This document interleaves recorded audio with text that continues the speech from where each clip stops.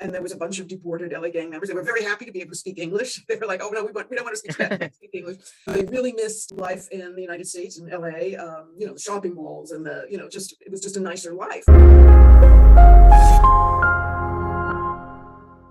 All right, welcome back to I Didn't Read Your Book. I am your host, Lutch. Today, we are going to be looking at Skin of Tattoos by Christina Hogg. Excuse me for judging by looks, but, I am here judging a book by its cover and not reading your book, but you don't look like a typical gang member. So I'm going to guess that this didn't come from your own personal gang experiences. No, I'm a journalist, and I've been a journalist for many years. And I was actually a foreign correspondent in Latin America. And one of the stories I did was in El Salvador. And I went to San Salvador for a magazine to do a story about deported gang members from Los Angeles back to El Salvador. And this became a very popular US policy in the late 90s. Any immigrant with a criminal record or convicted of a crime would be deported, and in some cases stripped of permanent residency, all kinds of things. And for things as little as, drunk driving, DWI or something. Anyway, this caught up a lot of gang members in Los Angeles, LA being the gang capital of the country. And there's a lot of Latino gangs, both Mexican, and then in the 1980s, there was an influx of Central Americans, mostly Salvadorans fleeing the Civil War in El Salvador. So they formed their own gangs. And so then they were sent back. These guys were, young men, late teens, early 20s, mid 20s, sent back to El Salvador, to a place that they were born in, but they had never really lived there. Mm-hmm. And they left as very small children or babies. Some of them really didn't even speak Spanish that well, certainly not formal Spanish to be able to open a bank account and, read a newspaper, that kind of thing.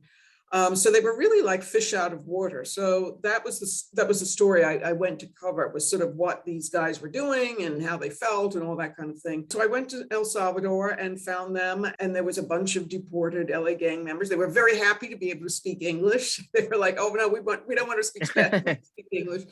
They really missed life in the United States and LA, the shopping malls and it was just a nicer life. And a lot of times they were living with relatives that they barely knew or didn't actually know, grandparents or uncles or aunts that they just knew from their parents talking about or what have you. So they banded together and they were there, and some of them got back into gangs and formed their own gangs. And that's actually the genesis of the whole gang problem in Central America now. It's just gone, escalated out of control. And there's some of these, the ones that I interviewed were mostly kind of out of it. They were out of the gang thing, but of course they had everything in common with each other. So they hung out together and stuff. So that story just kind of stayed with me. And, I went into a prison there and interviewed a guy who had been convicted of a gang crime in El Salvador. And I went into the prison to interview him. And I went out on the street to interview this wasn't a deported guy, but he had a little crew, found him. And around these cities in Latin America, there's often like what they call misery belts, or just kind of shanty towns, where the poor live. So this was a shanty town, and there was a dirt road leading into the sort of this steep ravine where no one else would live except poor people. Mm-hmm. And this little gang had put up a piece of chain across the road. So anybody coming through would have to stop. And then of course they would leap out and demand like a tax or a toll, for them to lift the chain and go down into the shanty town. So that was how they made their money. So I spoke to the leader of this guy, of this little group, and who were like, I don't know, 13, 14, young teenagers. And he was older. He told me he was 21. And, I'm standing there and talking about his life and stuff. And he leans over and he says, Senora, can you get me a job?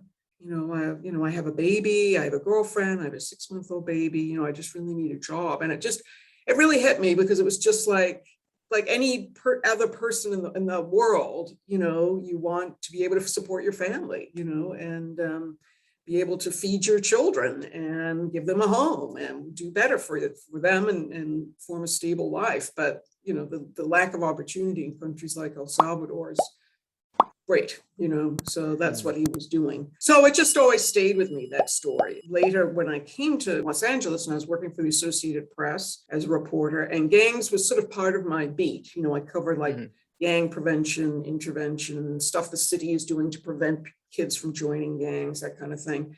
And so I ended up talking to a lot of gang members and people who dealt with gang members and things like that. And so I thought, maybe I've got, enough material for that novel. I'd written sort of an outline, so I started working on the novel. And that's what eventually became Skin of Tattoos. And the rest is history. Yes. So